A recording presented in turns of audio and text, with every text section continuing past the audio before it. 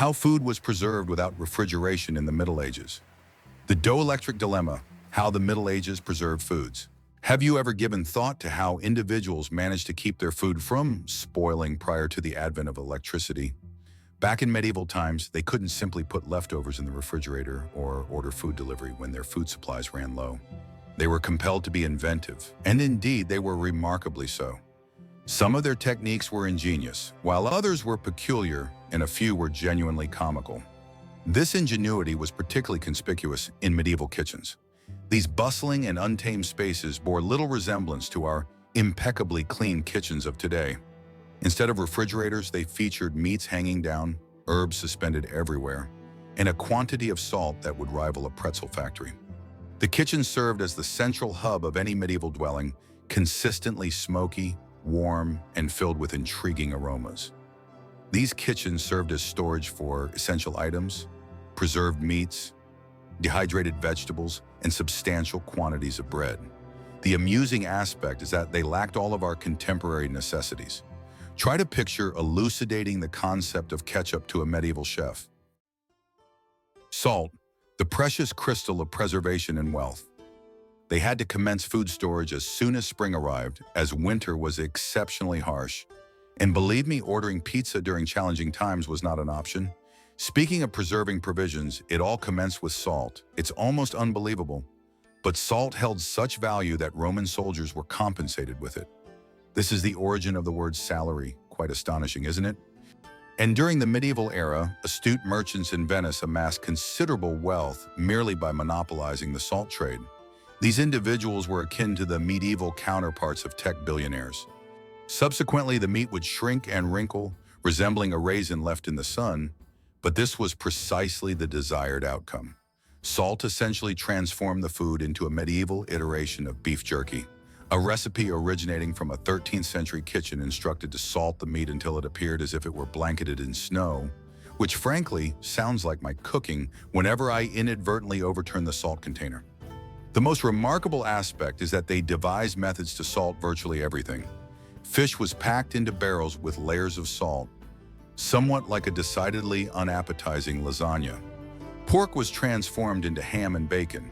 Even vegetables joined in. They would undoubtedly suffer a cardiac arrest if they were to observe our modern health recommendations. However, there was a significant drawback to relying on salt.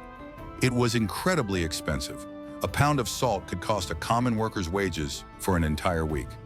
My favorite anecdote concerns a medieval French village that exchanged a complete flock of sheep simply for sufficient salt to last through the winter. Smoke alternative. Smoking as a method of preservation and flavoring. When salt was scarce, medieval people transformed their kitchens into smokehouses. And I mean this literally, the entire room would become saturated with so much smoke that if a medieval cook were to enter a contemporary barbecue establishment, they'd likely feel perfectly at ease. However, medieval kitchens lacked the sophisticated exhaust fans we employ today, implying that everyone likely carried the aroma of smoked bacon around the clock. Not that anyone was complaining. Smelling like bacon surpassed smelling like, well, whatever else individuals smelled like in medieval times. The smoking technique was actually quite ingenious. They would suspend meat or fish high up in specialized chimneys or within the kitchen rafters, where the smoke from cooking fires would gradually perform its magic. The preferred woods for smoking were oak, apple, and cherry, each imparting its own unique flavor profile. A medieval German cookbook even specified particular wood types for different meats: oak for beef, apple for pork, and cherry for poultry. Talk about being particular about your smoke. A fascinating fact. Archaeologists unearthed a remarkably well-preserved smokehouse dating back to 1375 in London. And remarkably, the ceiling beams still retain the scent of smoke even after 600 years. These individuals truly understood their craft. Smoke not only enhanced the taste of food, but also formed a protective barrier that deterred insects and bacteria. It was essentially a medieval equivalent of a multi-story parking structure, but instead of vehicles, it was filled with hanging food. But what transpired when smoking proved insufficient? Well, that's when medieval individuals turned to nature's freezer. And believe me, they became quite imaginative with snow and ice. Ice Kingdom, natural refrigerators and ice houses. Deep underground cellars functioned as the medieval counterpart of a refrigerator, except instead of an ice maker, servants were tasked with scurrying around in winter to gather snow and ice, as if it were some form of frozen treasure hunt. The truly affluent nobles possessed specialized structures known as ice houses. These were not your typical garden sheds. They were more akin to subterranean ice bunkers. The largest one ever discovered was at Hampton Court Palace, and astonishingly, it could hold 75 tons of ice.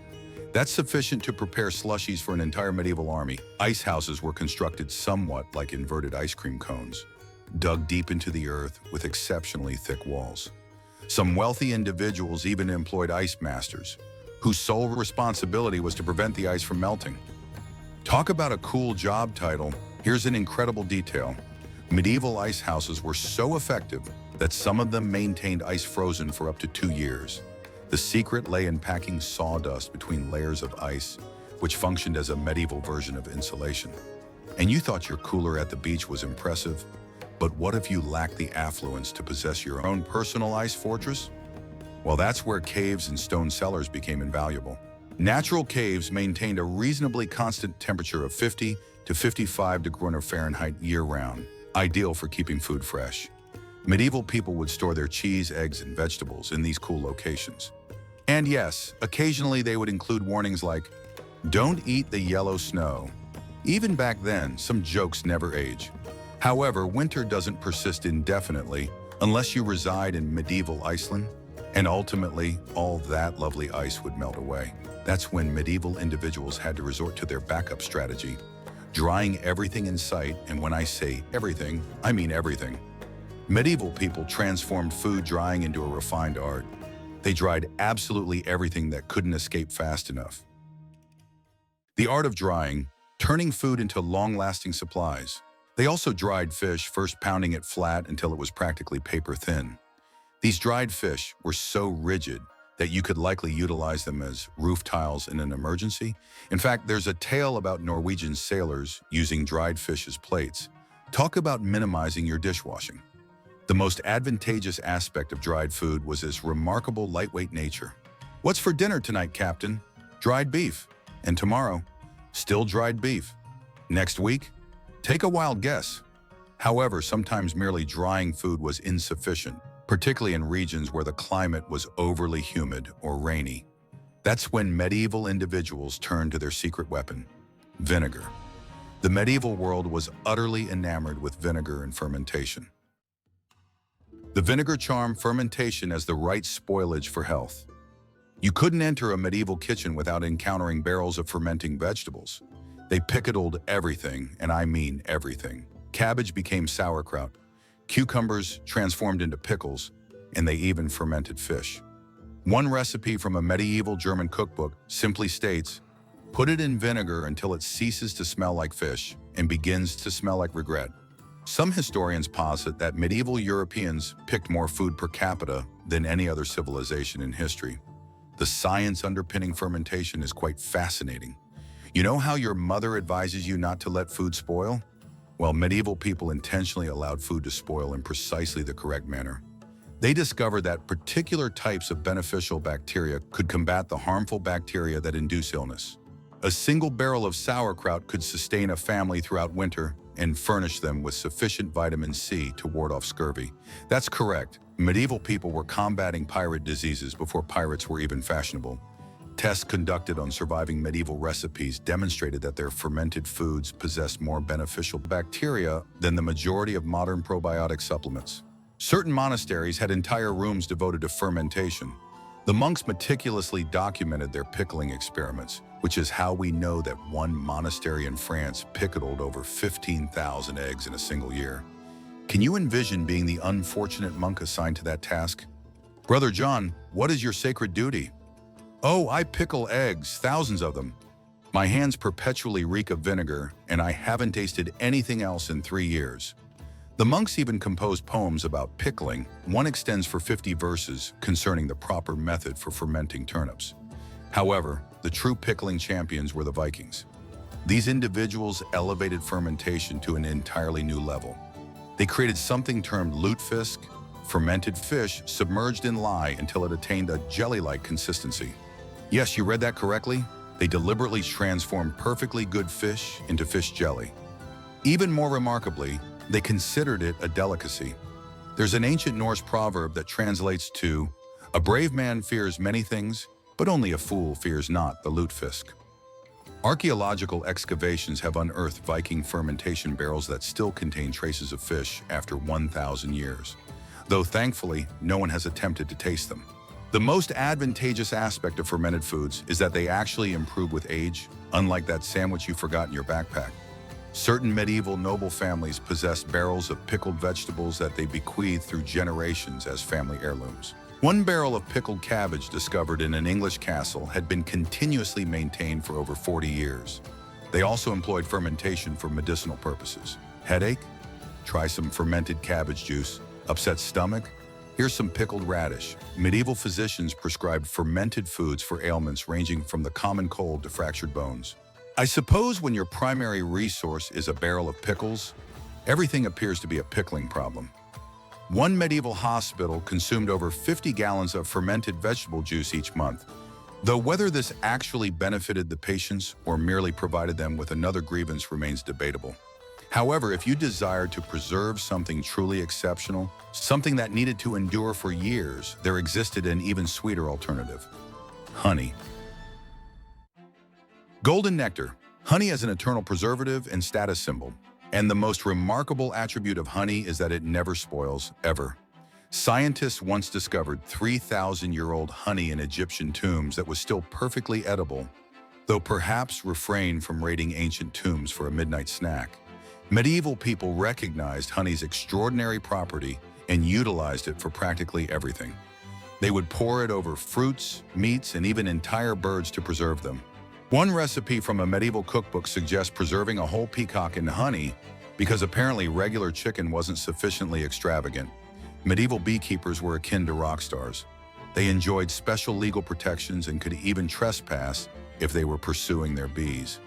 Records from one English manor indicate that they compensated their beekeeper more handsomely than their cook, which unequivocally demonstrates the value they placed on their honey supply. A proficient beekeeper could manage up to 100 hives, producing enough honey to preserve food for an entire village. The truly astonishing aspect is their application of honey in medicine.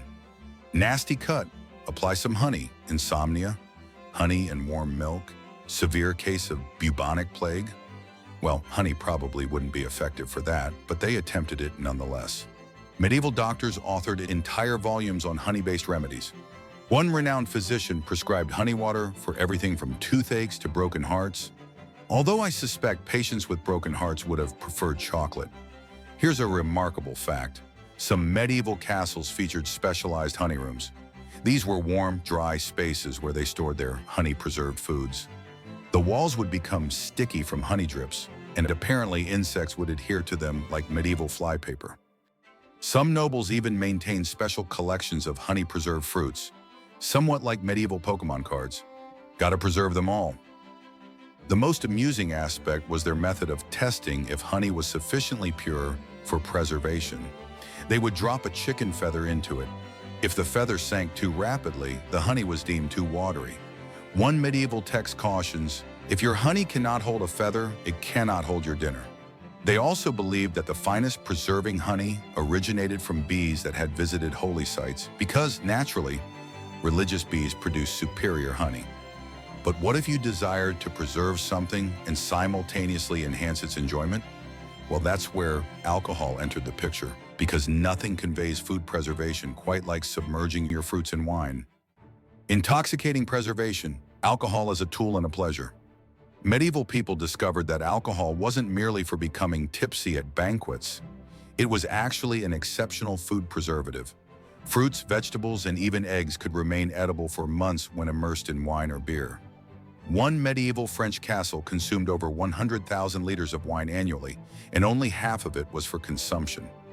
The remainder was employed to preserve everything from cherries to whole geese. You have to admire their logic. This wine keeps us feeling good. Perhaps it will keep our food feeling good too. And you know what? They were absolutely correct. Alcohol eradicated bacteria and prevented food from spoiling. Certain medieval monasteries possessed entire cellars dedicated to alcohol-preserved foods. The monks would spend their days preserving fruits in wine and then composing poetry about it. Talk about living your best medieval life. The most favored preserved treats were drunken fruits, essentially medieval cocktail garnishes. They would soak plums, cherries, and peaches in spiced wine until they transformed into boozy miniature flavor explosions. One recipe cautions, these fruits will render you twice as merry as regular fruits. They even preserved meat and alcohol, though that was likely more out of desperation than culinary preference.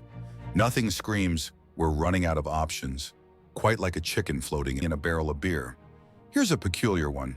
They preserved eggs in alcohol.